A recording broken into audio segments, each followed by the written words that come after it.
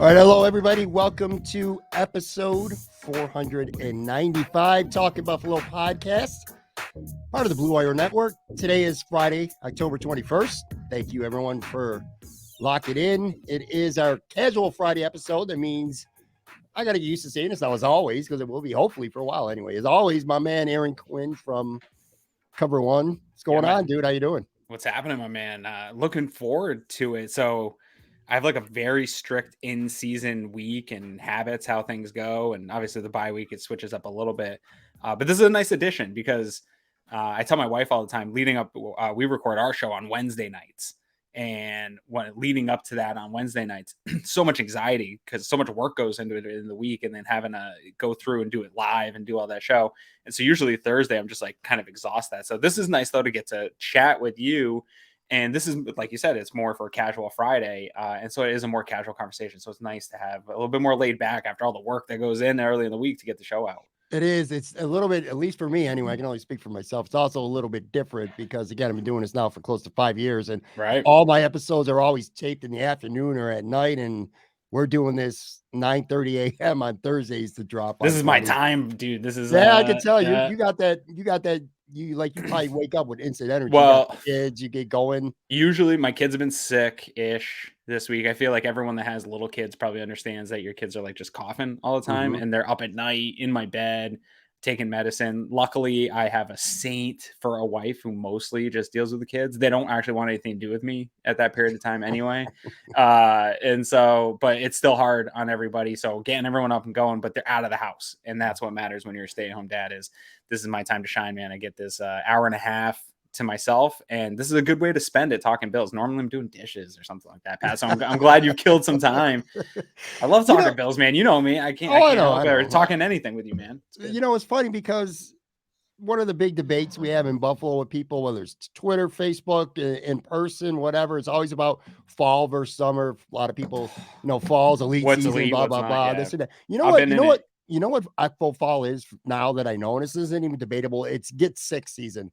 Everyone, including myself, over the last 2 weeks, I'm getting over it now, but everybody I know, kids, adults, everyone gets sick this time of year. Well, Buffalo, kids go back to school in the Northeast in the fall. So one, you're just going to have a passing of germs like you haven't had in a long time, right? And so there's going to be that element of, and they're bringing it home to you. And then it's just damp. It's damp and cold in the Northeast, especially the last couple of years here. Although this coming weekend, Pat, I've been told it is going to be elite fall season, at least captured for like a 2 to 3 day period. But today, dude, I drop my kids off at school every day. We live close enough to walk. It's like a block and a half from the school, and we walk to school and do all that stuff. And it is cold. My kid refused to wear a coat or a hat or anything today. Just wanted a hoodie. And halfway through the walk, he's like, "Oh no, it's so cold." I was like, "Dude, this I've been trying to warn you, but it's a little too early for that." Even in one of the lines I was in dropping off one of my kids, one of the dads like, there's too many leaves on the trees right now for snow to start falling. We're talking about snow, Pat. I know, it's October, it's like 19th. It's like 20th of October, 21st of October here, and we're talking about snow. It's cool that you could walk your kids to school, though. It's just one right now, yeah. Oh, just one, yeah. It's always a nice advantage as opposed to having to take a school bus, man. Next year will be both of them. Both my oldest just wants to be on a school bus, though. I feel like no matter what you've got in life, you always want it. Yeah, you know what I mean? That's just nature. So, again, I got some football topics we're going to talk about. Again, being casual Friday, kind of keeping it a little more random than like with Cover One, man. You guys hit record and bam, bam, bam, Buffalo Bills. Yeah. Which is great. But especially on weeks like this, because this is a bye week. And by the way, I'll get to the medal stand in a second. So the Bills are on a bye. We all know that. Yeah. Here's the deal, though. This might be, I'm going to throw this shit up here, man. Let me see it. NFL schedule week 7. And I'm not just saying this because the Bills are on a bye. This is legitimately, like, if there's ever a weekend, Bills fans, where you got housework to catch up on, yard work, any of that stuff, family you want to go visit, this is the weekend to do it. Not just because the Bills aren't playing. This is one of the worst schedules I can ever remember seeing, man. I have a question for you, because we were talking about this last night on our show, and Greg said he listens to Bill Simmons and Cousin Sal, and they were telling people it is the premier apple picking weekend because the slate of games is so bad. And my point is, like, I'm pretty sure apple picking is like done. at this point, right? It's like past mid-October now, and it's like it hailed, I think, this morning. I think Apple season's officially was done a little bit ago, right? So I think they're giving out bad information there on that's funny. Bill Simmons podcast there. I think you and Greg are right. Yeah. Seriously though, like you look at this schedule too. All right, I'm not even going to run all through. I'll throw Red Zone on. Oh, like sure, it'll be on in the background, right? Like Red football, Zone, but this isn't great. But there's not a single matchup. I mean, maybe you could argue maybe the Colts and Titans because that's what it's probably going to come down to in AFC South. But neither of those teams are good. And now the Chiefs 49ers, the 4:25 game on Fox. That's a good game. Yeah, because I could bury the Chiefs a little bit here, right? Yeah, early. Sure. You know, back-to-back losses. I don't know what the stat is, but there's some statistic where if you suffer back-to-back losses, the chance of Super Bowl is like goes out like almost out the window. And like chances of 1 seed, things like that. Just you get buried behind teams if you lose back-to-back in the NFL. So, and I believe I would love to see that. That's a road game, I believe, for Kansas City as well. So I mean, you know, San Francisco Seahawks Chargers. That Seahawks Chargers game could be like if the Chargers really get buried here, they're going to have a conversation about turning over their regime, right? Yeah. Like Staley can't get too buried too quick. LA media will bury him. So that would be one I would also keep my eyes on. And we'll talk a little bit about the Seahawks later too. Will we? is that a little nugget for later? That's a little nugget for later. Yeah. All right. Well, that's a perfect segue because what I wanted to say was, look, so we're starting this. We just did this for the first time last week, and I'm going to add some segments. And I said we were going to tinker with them, try to make them better. And you came up with a good idea. So last week we did we started the medal stand, and basically what I'm doing is throwing out 2 to 3 topics a week, and Aaron is going to award bronze, silver, and gold medals for them. Last week what we did is I gave you all 3 choices, and I think you said, and you were 100% right, that pick 3. Don't have to be 3 I give you. Pick 3, and then I'll pick 3 too, and maybe we'll spend a minute or two kind of contrasting and comparing. So anyway, we'll do that later in the show. Yeah. Which kind of makes me want to circle back to last week. So last week, I thought about it afterwards. We did one of the 2 we did was R&B groups from the 90s. Love it. And I gave you Jodeci, Boyz II Men, and Drew Hill. And you gave the gold to Boyz II Men. I thought that Jodeci should win the gold. One thing that as I come around to my way of thinking, or no. Oh, come on. No, I haven't changed that. What I do think though is that both of us to some extent, although we both like them, I think we both kind of slept on Drew Hill a little bit too much. No. Yes. So. Yes. I don't think so. Go ahead. You can make your case. I was going to say, no, I agree. Ultimately, they still end up the bronze, no matter in both our list. Yeah. I do agree with that. But it was almost like we just glossed over them like they didn't even count. And that got me thinking. I remember back to that time in the late 90s into the early 2000s, man. This group was awesome. So I went on there, took a little stroll down memory lane. And, you know, I'm reminiscing and being sentimental here. But to this day, I still remember this. I'm going all the way back to 1990. Sleeping in My Bed remix. It's one of the hardest remixes. Yeah. Jermaine Dupri. Boom, boom, boom, boom. The first time, and again, I'm being a little sentimental and corny here, but I remember this. Because I was bartending, and it was a birthday party for me at a bar. The first time my wife and I ever well, she wasn't my wife then. She wasn't even my girlfriend then. That's kind of my point. We kind of got on the dance floor and kind of sort of started hooking up was actually to a Drew Hill song. What do I do? And to this day, I still play that song. But I went on there, I went on Google and I just looked up some of the songs. I was like, holy shit, this song. Dude, they had like 9 or 10 legitimate good R&B hits, man. And 9? 9 at least. How deep does it go? I got to look this up. In My Bed, Never Make a Promise. I wrote it down, man. Okay, you got to write it down. Tell Me, These Are the Times, How Deep Is Your Love, We're Not Making Love No More. That was from the Soul Food soundtrack, by the way. That was a great soundtrack and a good movie. Yeah. The Love We Had, and then like I said, What Do I Do? Love We Had, is that a hit? The Love We Had? It was to me. Okay. I liked it. I don't know if it was. I don't know if it was a chart pop in R&B hit. This sounds like when I'm trying to convince somebody how good Bryan Adams was, and I'm like listing off hits that were like, nah, was that a hit, or is that just for like you and the 50-year-old women that are Bryan Adams fanatics? Well, you don't got to work hard to convince me about Bryan Adams. No, we're in the same boat there. No, I'm with. So like, my sweet spot for R&B is late 90s, early 2000s. I was like 8th grade to through high school. I graduated in 2002. So that's like a sweet spot for R&B for me. And I think really the pinnacle of the combination of hip hop and R&B and those remixes, all sort of those styles blended together and pinnacled right in that era. And so Drew Hill, I think that the problem for them is I think a little bit they got buried by being in an era where there was a lot more competition for that spot. Cause I really don't think that even they belonged in that same conversation over Jagged Edge, over 112. And I think if you put up the discographies of those groups to Drew Hill's, it'll look similar. I think you'll see the same amount of hits. And I think if you listen to them side by side, if there was a versus, is that the thing? If there was like that where they go on Instagram Live and compete against each other, if it was Drew Hill versus Jagged Edge, I think it'd be close, right? Like I don't think they're that far ahead of those other groups of their era where Boyz II Men was.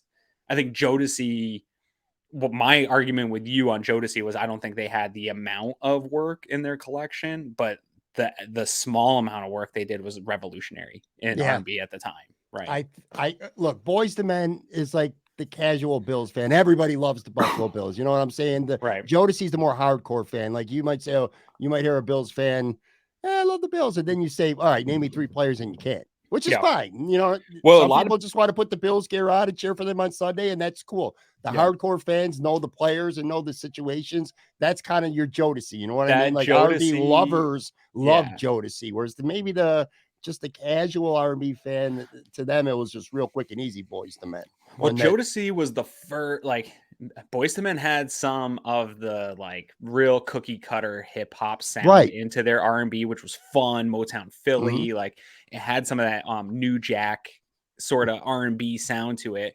Jodeci, Puffy had a lot of influence on those early production of the Jodeci albums, and it had more of a raw New York hip hop kind of gritty, hard to match that Casey and JoJo vocals, and it was different, dude. I was a little kid and I should not have been singing the songs that Jodeci was talking about at all. I had no business, freaking you. Oh yeah, fiending. That's what. Yeah, that was just straight up like bone music, man. Yeah, when I want to tease my wife, I'll just say, "Hey Alexa, play this by Jodeci," and she's like, "Oh my god, get out of here with that." You know what I mean? Like they're that group for people in our age range. For sure. For sure. All right, so we did that last week. Like I said, at the end of today's episode, we got 2 topics. We're gonna do NFL surprises / storylines so far this season, and then we're gonna do worst / like most overrated songs ever. So we'll have a medal stand for those. That's a tough one. I don't like this. We're gonna talk about that. We'll talk about it. Okay. And another thing that we're gonna start doing from time to time, not every week, but if Aaron goes somewhere to eat, or I go somewhere to eat, or we watch a movie or something like that, I want to have like these quick little mini reviews. Yeah. And again, we'll keep the format. So here's the thing. Like when I hate reading movie reviews, like if I watch I don't think I've ever read one. Yeah. Well, here's the problem. And you know, I'm not a dumb person, but I'm also not the smartest person in the world either.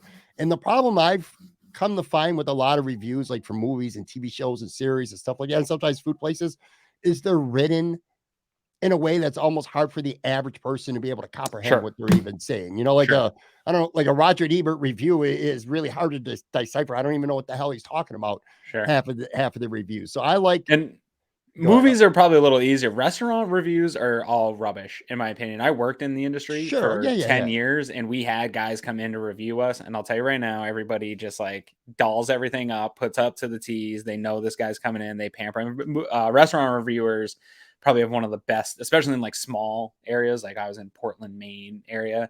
Like you get buttered up, you get taken care of. They all want to be your friend so that they get that good review and write up, and it works. And so that's all fraudulent in my opinion. Oh, I agree. I'm sure there are some real ones that go in and don't tell people. I'm sure there's good work. I don't read a lot of it, but I'll tell you in my experience, those ones can be manipulated. Movies is probably hard, but I don't care about other people's opinions on movies. I don't.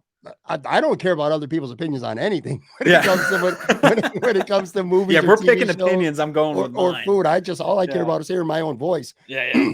I do agree with you. And to your point, actually, there's been times, you know, I've kind of made a little bit of a name for myself with doing some of these wing reviews and stuff. And sometimes they know, if I'm coming in, I'm going to write up something, or I'm going to tape a Gonna hear you podcast talk there. about it on I get, I Twitter. get, I get their Yeah. best shot every time. So I do agree with that. Anyway, so But like, speaking of which, you still haven't. I've never eaten wings with you in real life. I live like 8 yeah, minutes away from you. yeah, that's got to change. Whatever. So here's what I did last week. Yeah.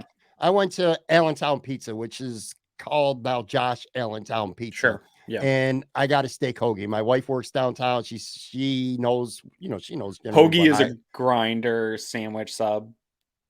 Yeah. Thing. Yeah, for sure. She knows what I like anyway. That's my point. So she got me to come down there. So when we do these like little quick mini reviews, like I said, it's gonna be real simple. There'll be pros, like we'll talk about just bullet points, the pros, the cons, and then like verdict / grade for this place. So I had Allentown Pizza again. I've never been in there before. They didn't obviously don't even know who I am, let alone know what I was coming. The good parts about Josh Allentown Pizza, more on that in a second, by the way. But it was a friendly place, ample seating. So if you want to go and sit down around downtown area, Allentown area, and sit down and have a lunch, there's plenty of tables there, reasonably priced. I got 2 hoagies, 2 drinks, spent just under $30. But most importantly, the steak hoagie was elite, man. It was a great, it was a great steak hoagie. What's on it? Just onions, peppers, cheese. Peppers and stuff. If you get that, like I don't even get that. I just got the cheese melted in, a little bit of their sauce, the steak. I mean, it was really good. It was chopped up. It was that old school kind of West Side feel for me anyway, where I grew up on. I really liked it a lot. Those are the pros. And yeah, for people who are watching and listening, for the cons, and I'll always be honest with these little mini reviews, man. For sure. Go to the bathroom before you get there. I caught some shit on Twitter for saying this too, snobby, elitist, whatever. Go to the bathroom before you go there. They got a tiny little dumpy bathroom, man, and it is not really where you want to go. They have signs all over the place inside with like everything written down, their lunch specials, but no prices. It's got a dollar sign and nothing's written in. So you don't even know how much shit is unless you actually look at the tiny menu on the counter. Looking up at the displays is useless because there's no prices on it. And that's tough, man. Wasn't there like huge fluctuations in pepperoni prices during could COVID, be sure. There? Everything's written in wing chalk, prices. It's all chalk. Write that shit in chalk, man. It'd take it 15-20 minutes. I do want to know how much I'm paying for daily lunch special, 2 slices in a pop, dollar sign. Like write the price down. They do by the slice there. That's that's a common thing anywhere in restaurants. You get 2 slices from like noon to 3 or whatever. You know what? It's not in Maine. It is here. So that was like a shock to me. Because like a couple places in Maine would do it, but not every pizza joint would have just like slices laid out. And that's the best. Just go grab a slice. And then one other thing, and this is kind of a big deal. So I'm sitting down, we ordered food, paid for it, got it. We're at the table eating. Someone came in and literally pandered for money. It's gonna happen down that way. It's the area. It is the area. So I'm not gonna say it only happens at Josh Allentown Pizza. It doesn't happen at other places. And I'm not gonna hold them to it, dude. I've worked in a restaurant where we had a local guy, and it's like there's not a lot you can. No, there's not. A guy came in and he I think he got 2 slices or a slice of pizza or something. Came right up to me, asked me for like $1.86. I gave him a couple bucks. No, no problem. But whatever. When you're sitting down eating lunch with your wife, you don't really want people coming up to you asking you for money, man. So I don't know. That shit kind of sucked. But again, the verdict grade. Look, at the end of the day, they're all little nitpicks. Like I said, the bathroom, the price, even the pandering. Bottom line is price everywhere you're going. Yeah. Not having the price. Yeah. It's called Allentown Pizza. I had a slice of pizza. It was all right. Yeah. It was just decent size, decent price. Cheese was all right. Very bland sauce. So not really good with the pizza.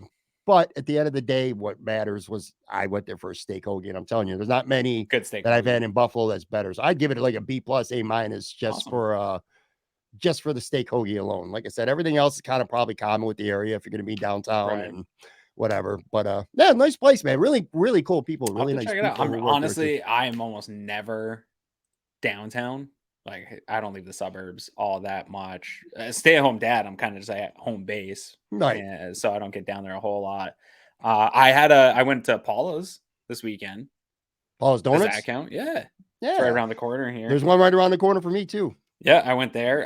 It's my kid's birthday this weekend, so we got Paula's Donuts yesterday morning for him before school. And I'll tell you what, I'll give it an A+ because Paula's is the best. and it's right around the corner from my house, and it's super dangerous. When people come into town, dude, I'll just go get like a dozen and cut them up and make like a charcuterie board of different flavored Paula's donuts. And I was able yesterday to have a red velvet still warm. My wife went out and got them real early for the kid. When she brought them back, they're still warm when I coffee van. There's nothing hits like a Paula's donut first thing in the morning. So I go there.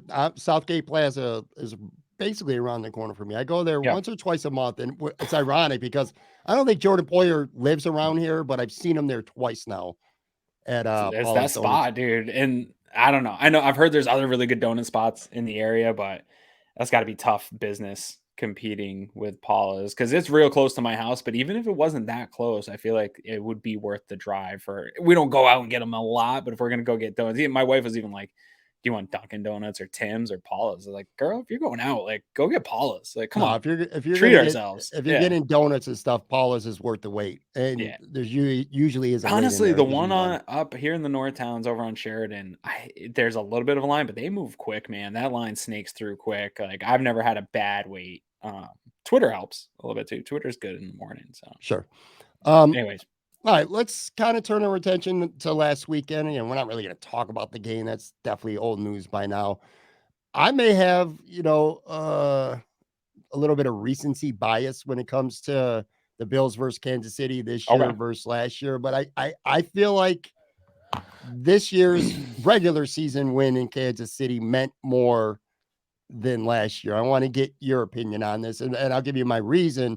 Last year it was about knowing that you could beat them and getting over the hump. yeah, You know what I mean? Because they got sure, embarrassed in the AFC Championship the sure, year before. They lost in Buffalo on Monday Night Football. So they needed to know that they could beat the Chiefs, and they did. hmm And I do think that mattered they because did, they had the Chiefs beating the playoffs again last year before, sure, the conclusion. I don't even like saying the 13 seconds. I will just say the conclusion. This year, it was about now today as we're taping this, the Bills are very much clearly in the driver's seat right now to get yeah, they home are, field. And I yeah, think that is the most important thing. If you're playing Kansas City again in January, which very well could happen, sure, big difference coming to Orchard Park yep. versus Arrowhead. That's why I think this game was more significant. So I don't know. Maybe you disagree with that because No, they didn't well, they I hadn't think done it it. before last year. What's your Yeah. thought? I think the progression, I think when you look back historically throughout sports, you'll see great teams and you'll really see their rise came 2 to 3 years before. And you kind of go back and look at it, and it's some team always got in their way or something always got in their way.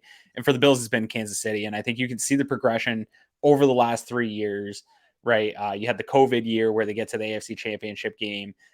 Not that that was fluky that the Bills got to the AFC Championship game, but I don't think that that team was ready to be a Super Bowl caliber, championship caliber team in 2020. They were close, right? And the Chiefs clearly outclassed them in that game. And then I think, last year you caught up a little bit. And in that regular season game, that one was hard for me to take as like, I'm glad they got the win. It was hard for me to take as like a victory over this organization because one, it was a regular season game. Two, that was a fluky game, right? You had the hour or something wait at halftime, all the talk about peanut butter jelly sandwiches.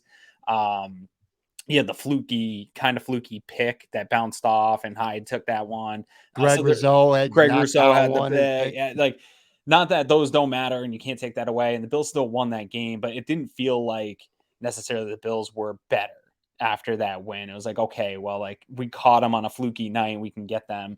But they're still right there. And I think they caught up, and you saw that in the playoffs. I think they edged closer. So 2020, Chiefs are outclassing you. 2021, you're caught up. And now this year going into the year, I thought Bills absolutely got better in the offseason. I thought they did all the things that you have to do to keep up with the Kansas City Chiefs. So this was the year, in my opinion, you were going to ascend to being better. And it really all started looked that way lining up for this game. And I think this game, to me, proved that right. And that's why I think, to your point, I think it was a bigger game. I think it was a better game. It was a bigger game for this organization in that I really truly believe they are over the hump on paper. They are a better team than the Kansas City Chiefs.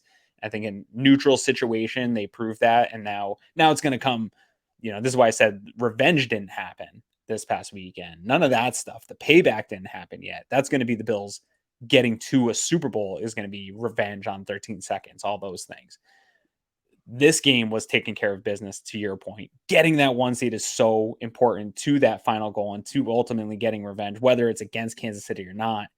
This was taking care of business, and good teams do that. Last year, the Bills were, or they played the Chiefs. The Chiefs were kind of a mess last year when the Bills went into Kansas City. And also, to your point, which is why I agree with you, last year, so the Bills go into Kansas City and they win, and they had the momentum now. And I looked up some numbers from last year. After the Bills game, they were 4-1. Just like right now, the Bills are sitting at 5-1. Difference, which we hope as a Bills fan, the difference was last year after going into Kansas City and beating them and seemingly having all that momentum and being in the driver's seat and all that other stuff. They stumbled. They didn't. It wasn't sustained play for the Bills. They went out after that. They lost 3 of their next 5 and 5 of their 8. Yeah. So 5 of their next 8 after that. So they blew any chance of home field, and they finished 11-6.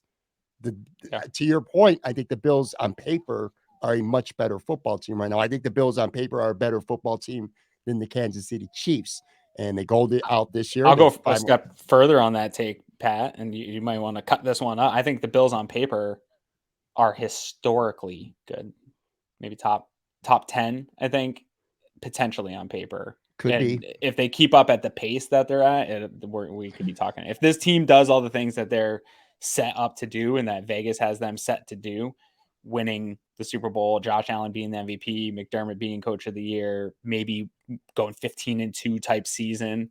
If they do that, we're talking top 5 historical team of all time. If people in this are day and saying age that you're being a homer, if people think that's outlandish, I would say to them, all right, well, I'll give you potentially, the Bills don't have a great running back right now, and they're struggling to run the football to an extent, although the running game has been better too in recent weeks. Devin Singletary had a good game in Kansas City, especially in the short first yardage half stuff is a when problem they got the short yardage stuff. But take that away. Name a flaw on this team. Name a weakness on this football team. Yeah, and I'm getting way ahead of myself here.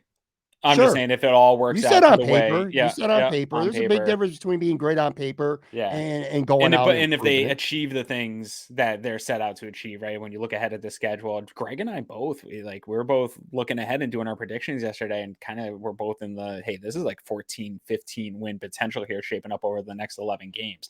If they do that, get that 1 seed, handle business, get to and win a Super Bowl, do all these things with this roster. And you look at, we'll talk about some stats here in a little bit, but you start looking at some of the stats that they're throwing out. If they continue on that pace statistically on both sides of the ball, plus achieve all the things they're supposed to, you would have a hard time putting other historical teams up against this one and say that they're better. They would have to play really bad at this point, the way they look, to finish 11-6 again, like they did last year. This looks like Josh Allen broke football. He broke it apart and is just toying with it. Well, let's talk about him, because I wanted to ask you, to me, he is playing right now physically on levels that I've never seen. Quite frankly, haven't seen. I've never seen it. I was going to ask you that because I put on Twitter and I talked about it with Joe Yurden on Tuesday. I'm not asking you, is Josh Allen the best quarterback of all time? He's not. Not at this point, that's for damn sure. He's got a long way to go. He's got a lot to prove. He's got some rings to win. He's got some MVPs to collect. So that's not what I'm asking you. I just want to make that real clear. Yep. But is he the most physically gifted quarterback you've ever seen? I'm talking about the size, the athleticism, the ability to make plays with his legs, his arm strength, well, I don't even want to say accuracy, because accuracy is not really necessarily a physical tool, but he is literally the total package. He's the guy that teams are going to spend the next decade now trying to find the next Josh Allen. I kind of feel he's on that level, but I don't think I'm being a homer, and I think I'm being unbiased, and I'm being objective. I don't know a quarterback physically who is almost comparable to him at this point. Some people on Twitter were talking about Dante Culpepper, because Dante Culpepper was actually an underrated runner for a handful of years earlier in his career. He had the size and the arm strength. Joe Yurden brought up Mike Vick, not because of the size. Obviously, Mike was a small guy, but just his ability to run and kind of change the way people play the quarterback position. Him and Randall Cunningham. I'm throwing some guys out, but it's who John Elway, some people came up with, like, Yeah. who physically is on a level. I don't think we've ever seen a quarterback physically in the NFL like Josh Allen before. Yeah, couple things to unpack real quick. I've really struggled with this as somebody that's supposed to have a show that objectively talks about the Buffalo Bills, right? Like, I'm a Right. fan. We talk about this all the time. I'm a fan, and I try to objectively talk about them. Like, the same way I am with my kids. If you follow me on Twitter, you know that I love my kids more than anything, but I will call them little jerks and a-holes when they are being that, right? Like, I can have those conversations about my team too, but it is really hard. If you tune in to the Cover One Buffalo podcast week in and week out right now, it probably just looks like a homer jerk fest, right? Like, we are just like, oh, Josh Allen this, oh my God, this team that. And we had Mike Sando of The Athletic on last night to kind of talk about the bye week in the NFL as a whole.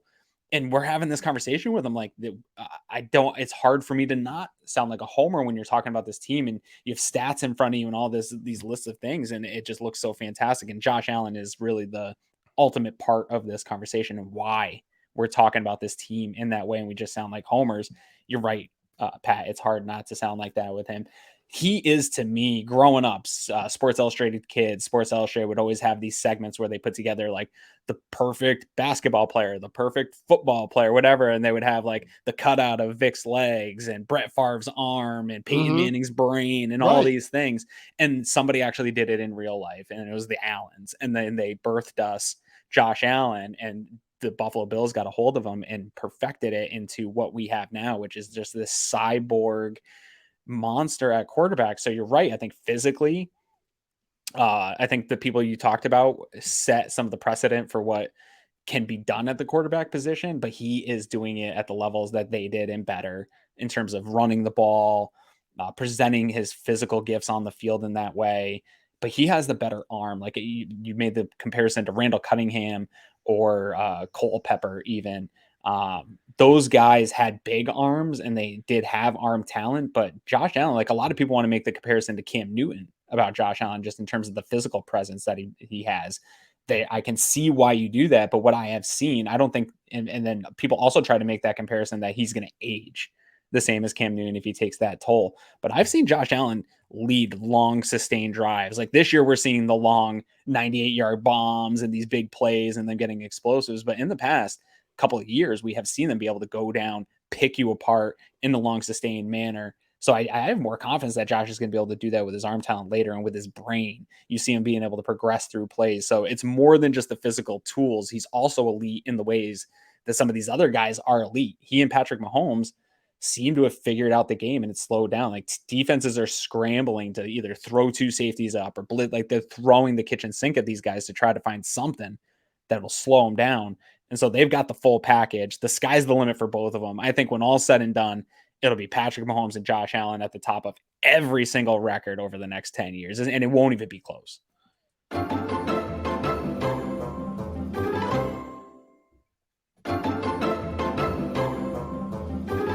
All right, I'm back with Aaron Quinn from Cover One. I can spend an entire podcast 3 times a week talking about the way Josh Allen is playing right now. I'm older, so I grew up watching the Bills during the Super Bowl years. I don't just remember them. I remember them well. I was old enough. I mean, I was a teenager, a later teenager, but I remember well. And I remember the feeling I would have when the Bills would be playing. I remember when the offense would come on the field. I always felt like they were going to score. I don't give a shit who they were playing. I don't care who the defense was, who the corners were. Down in distance, doesn't matter. Third and long. Right. And then we go, and I'm sure you know this too, as a Bills fan who watched this team for the better part of 17 years be awful. It would be annoying to watch the offense. Then you go watch, other great quarterbacks on teams play. Like, God, man, this is what it's like to have great quarterbacks. Honestly, like, or even just like a well-designed offense. You couldn't even get a good like screen game going. Yeah. Now it's flipped. Now I watch other games and I'm like, God, what an average. I watch the Vikings play and they're 5-1. I'm like, all right. Quarterbacks can't even throw 30-yard out. Right. So now it's so different. And I'm at a point right now where every single time the Bills are on the field, I feel like they're going to score. I don't give a shit if it's Jalen Ramsey out there. I don't care if it's the Steelers defense and they're dialing up all these places. It doesn't matter. I feel like this offense right now is and the only thing that can unstoppable. It feels like the only thing that can stop them is like Isaiah McKenzie taking one off the face, or like, so, you know what I mean? Like, it really is themselves. It's the mistakes that they make that allow turnovers. Like, really even Josh has had a couple bad ones, but in terms of throws, but a lot of the turnovers and things you've seen have been just self mistakes, bad ball security, bad route running, things like that, ball coming off somebody's hand. So it's been really the Bills are the only team that can beat them, and the Sun, the brutal Sun of Miami. Other than that, really no one's been able to stop this offense from moving forward. My wife said it a couple of weeks ago. Unfortunately, a secret is before she met me, she was in a long-term relationship with a Patriots fan, which I feel really bad for. I think it must have been abusive. But she watched a lot of Patriots football, and she, recently said watching this Bills team this year, like that sort of always going for the offense is always moving forward. She's like, they never seem to have any resistance. And it reminded her of those sort of like back Randy Moss Patriots days. And she's right. It does. Like I remember watching those teams and being like, they can score from anywhere on the field. You got to guard every blade of grass. And they would at any point. It'd be third and long, and Moss would just go off on some touch. And Bills, Diggs, Gabe Davis are that now. All the splash plays from last week, the Josh Allen hurdle, of course, the throw to Gabe Davis where you couldn't run down the sideline and put it in his hands any better than that throw. The throw to Diggs, all these splash plays, to me, we're so spoiled. We're so spoiled. We really are. And you're right. Here's the deal. What is it? 3rd and 10, 3rd and 11 from their own 1 yard line with a minute something left. You figure, all right, let's try to dump the ball, get a couple yards, so we can punt onto the end zone. Nope. Yeah. They're going for it. No, we're gonna go drive. We're gonna drive the field. They don't give a shit, man. And I love to watch that. Let me throw out a couple of stats right now with some players. Josh Allen. So this is obviously through 6 games. The Bills are on a bye. He's already got 1,980 passing yards, first in the NFL. Crazy. 17 touchdowns, 4 picks. And he leads the team with 257 rushing yards too. That's funny. Anyway, he's on pace right now over 17 games to have the most passing yards in the history of the NFL. Even if you only took him at 16, because that's what it's always been. There's only 3 quarterbacks who were thrown for more than what he's on pace for right now. Yeah. Stephon Diggs, 49 catches already, 656 yards and 6 touchdowns. His career high is 10. He's already had 6 touchdowns. Yeah. He's in the top 3 in all 3 stats in the league right now. And he's so good. It's easy to take him. It's almost easy to take it for granted. He's so good. And then you got Gabe Davis, who's only been healthy for half of the year. He's got 14 catches, 183 yards, 4 touchdowns. Dude, 27.4 yards per catch. That's almost funny. It's like at first, man, like when he first came on, we kind of joked like all he does is make big plays, and it was like 2 years of it, and then like now you're like, oh, it really is all he does is make big plays. It's kind of wild. Like I always say, like, you gotta, when somebody tells you who they are, believe them. And I think Gabe Davis had been doing this whole time, and it's hard to argue that he is just a big play machine. It's every time he touches. He's becoming a star. Players around or media around the league, they're really they're starting to talk about him. Of course, on the defensive end, what more can you say about Von Miller? What a value this guy is, man. Remember, people were wondering if this was even going to pay off for any kind of value. Dude, I think we can get all 3 guaranteed years of value out of him. I optimistically said before the season, Von Miller will probably have 5 to 6 sacks, but he'll play his best football when it matters most in the playoffs in the 4th quarter of a big game. He's got 6 sacks already. Unbelievable. 6 sacks. He's tied for second. Dude, what a pleasure to watch. 8 tackles for a loss and big plays too. He was a big reason why the Bills beat the Chiefs on Sunday, which is literally why you went out and got him.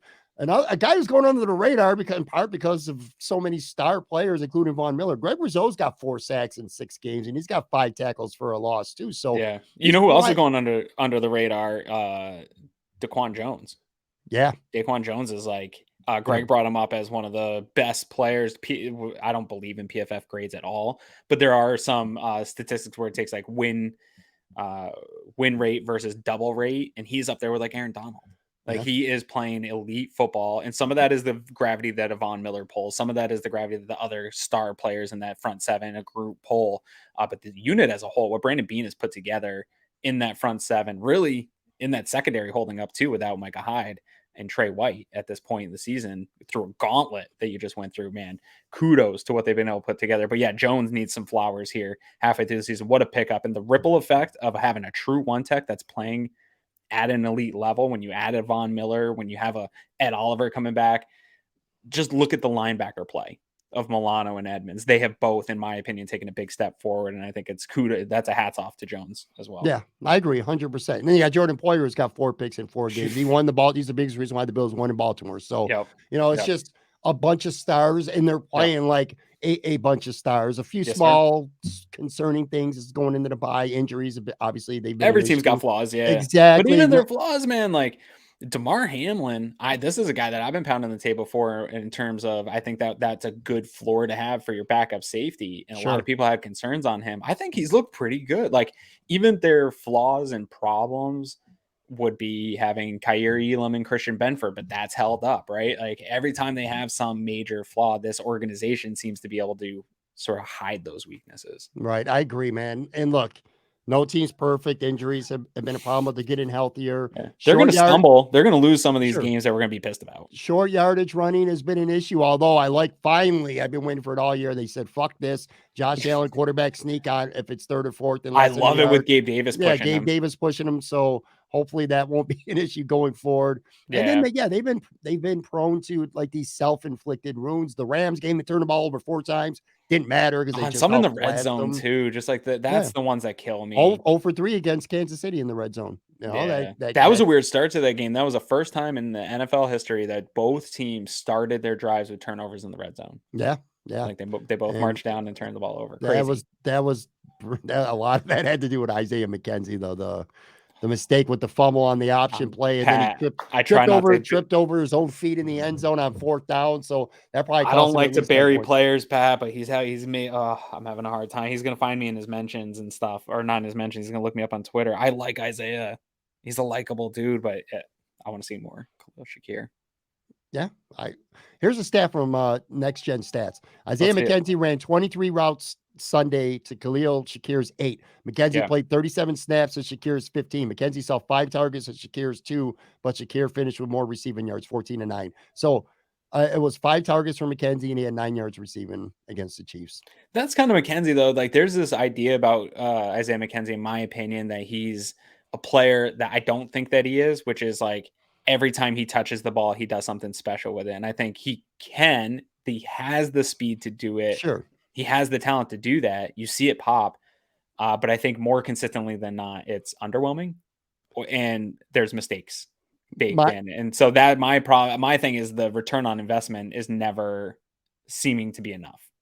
My take on Isaiah McKenzie is I like him, like to your point, and I think he's capable of doing some good things. I don't like having to rely on Isaiah McKenzie. And if he's your slot guy, he's your slot receiver, you got to rely on him to an extent. And Yeah. I don't like doing that. Here's my big thing right now, Pat, is I think I've seen enough in the summer and in real live action from Khalil Shakir that I think he's more well-rounded of a player. I think he's a better he can develop into a better all-around slot player and a true NFL wide receiver. Plus, I think he brings that ability. He's not as fast, but I think he's as good of a returner as Isaiah McKenzie, and I think that he can do the gadget stuff. Like, I think he can take the screen game and all that, and I think he's a better yards after catch, shiftier runner. I think McKenzie has more straight line speed. If you can get him out in front of blockers and he can find holes, that speed's elite. But I think Shakir has more wiggle, NFL, sort of that Robert Woods, he always finds an extra 5 yards type of guy. I would be shocked if Shakir doesn't have a bigger role with this team coming off the bye as the season goes on.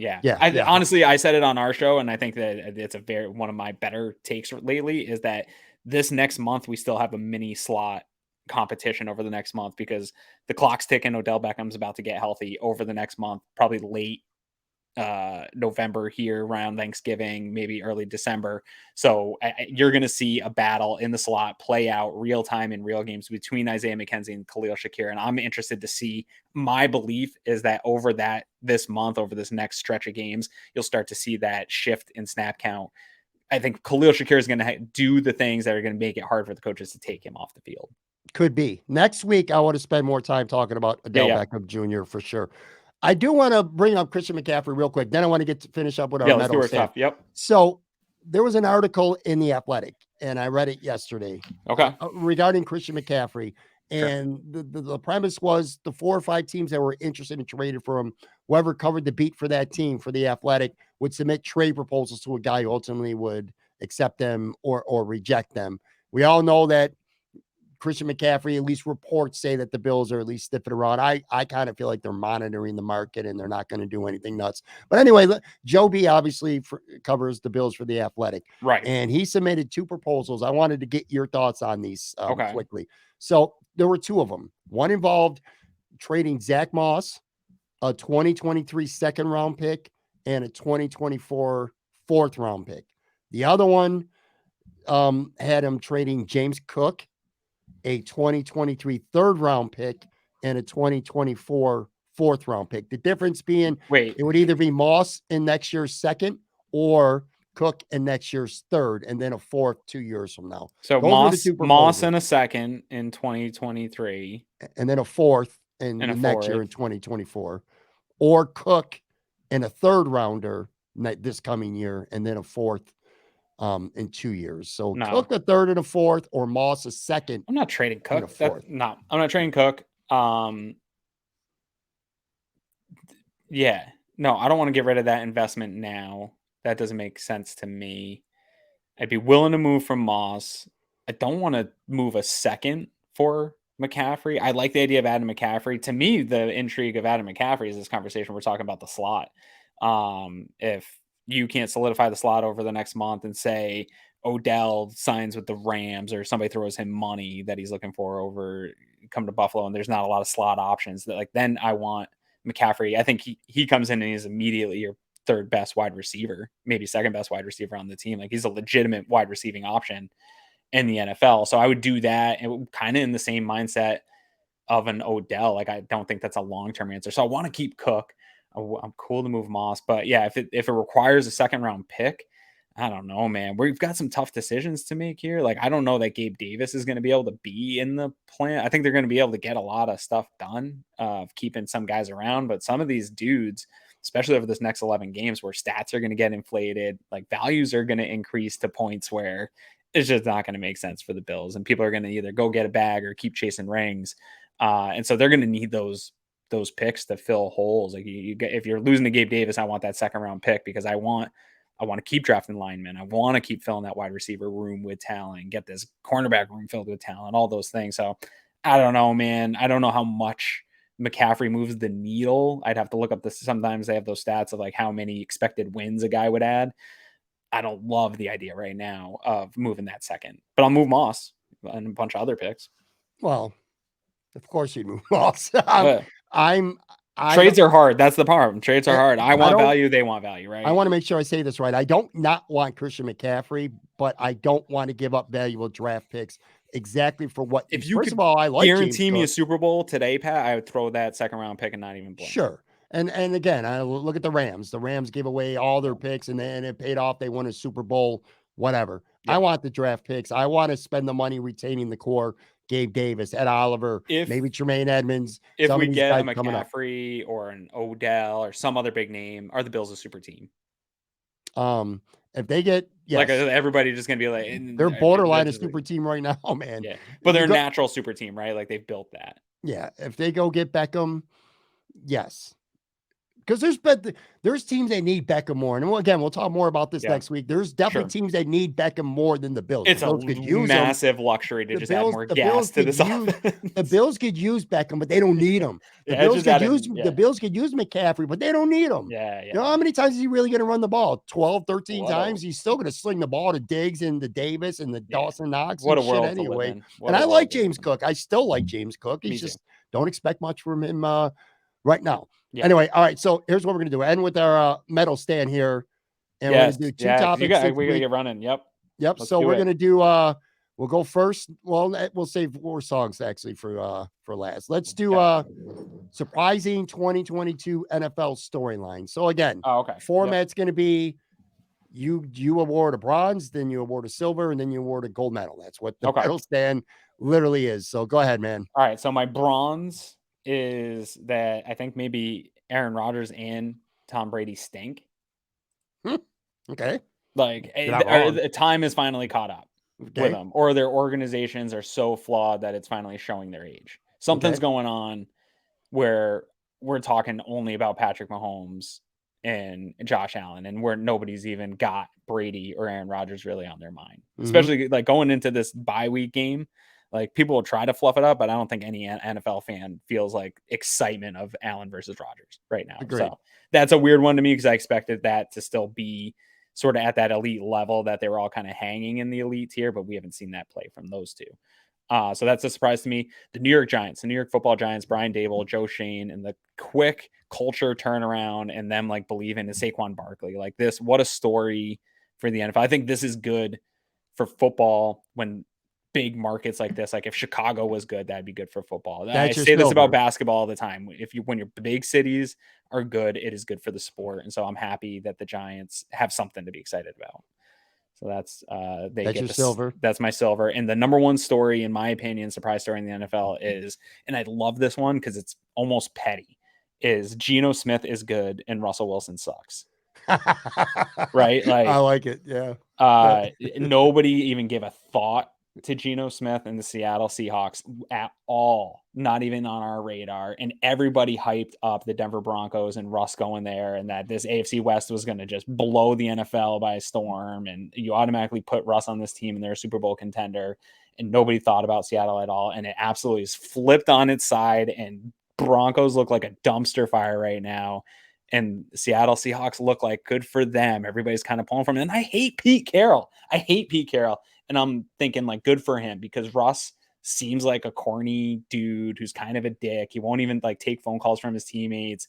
Like I'm kind of over this guy. And so I kind of have sympathy for Pete Carroll, which I didn't like Pete. So to me, this is the story of the year. I hope it sustains. I want like a comeback player of the year for Geno Smith. Like this type of redemption story these are the moments in the NFL that are just like, you remember that type of season. Sure. My bronze is, I thought the Baltimore Ravens were going to be a really good football team. I think they're middle of the pack. They've blown double-digit leads already against Miami, Buffalo, and the Giants. So that's my bronze. My silver, I agree with you 100%. I also have the New York Giants. They're 5-1 right now. Cool. They beat Green Bay overseas. They beat Baltimore. They beat Tennessee. So they're a good 5-1 right now. So that also is my silver. And my gold is, you mentioned one player specifically. The AFC West was supposed to be like this historically good division, and it's been pretty mediocre. I mean, the Chiefs are still good. The Chargers are 4-2, but they're banged up with injuries. They've just been all right. And Vegas and Denver stink. Yeah. So that's my gold right now for when are we going to learn our lesson, Pat? Every single March, spring, moves happen, splashes happen, and we just go nuts on Twitter, and everybody starts crying. I'm like, oh, this is going to be a problem. They're going to be a problem. And everybody just loses their mind. We also do the same thing with like the hype of the end of the year, like the Bengals and Rams getting just way overhyped. We got to like look at how we act because year over year, the same stuff happens. And then we're surprised when the Broncos stink. Yeah, I agree. 100%. All right. Last category here. We're going to go worst songs ever. I hate this category actually because songs are so subjective. One thing I realized in getting ready for this one, Pat, is that I have terrible taste in music because I looked up some other people's like what do other people think are worst songs ever, and it's all like I like that song, I really like that song, right. And so like it's your own personal opinion, man. Yeah, so I wanted to pick all country music, all Lil Wayne songs, and all mumble rap, but that would be a cop out, so I went with actual songs. We're gonna go with Single Ladies by Beyonce. That's your bronze? Okay. Is my bronze. I hate that song. I'm not a big Beyonce fan. And, we can talk about that in another episode. And then I'm going to go with Call Me Maybe by Carly Rae. Ooh, I love that song. Oh, it's so annoying.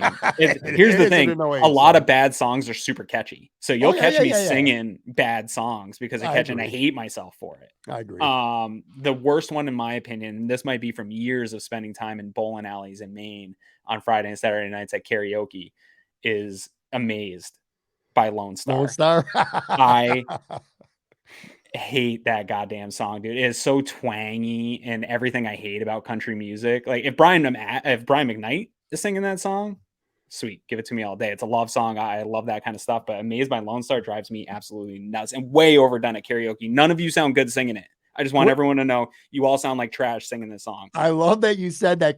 Real quick story here.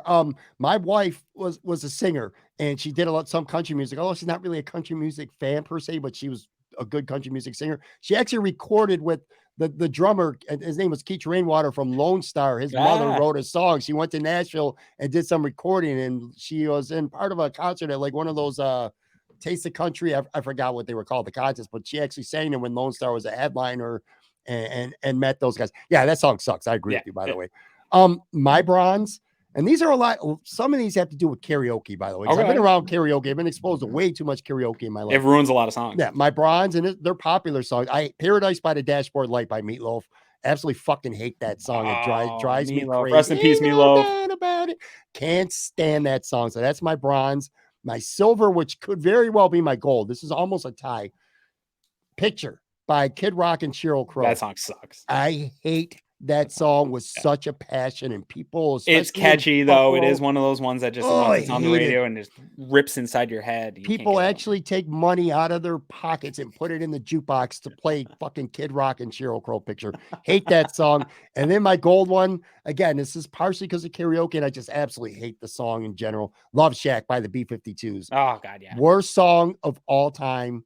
Absolutely hate it. My ears start bleeding when people sing that shit at karaoke, man. I don't blame you. Those are I don't agree with Call Me Baby. I loved 2 of your 3 picks, though. Hey, whatever, man. All right, guys, that's gonna do it for this Casual Friday. Make sure you follow Aaron on Twitter, of course. Check out Cover One Buffalo Podcast. They're on live after Bills games, and then they also have a show during the season every Wednesday. Of course, we're talking about Aaron and his partner Greg Thompson. All right, man. Like I said, we're still working out a little bit of kinks here and there with this show, but this was good, man. I like it. I like chatting with you, man. I like the metal stand. I kind of like we'll see how it goes with the food review stuff. Again, we're gonna kind of tweak some shit around. But anyway, thanks for joining, brother. You know I love having you on. Sounds good, man. Thanks for having me. All right, guys. I will be back. Actually, this is the last episode for this week, so I'll be back next Tuesday. Talk to you soon.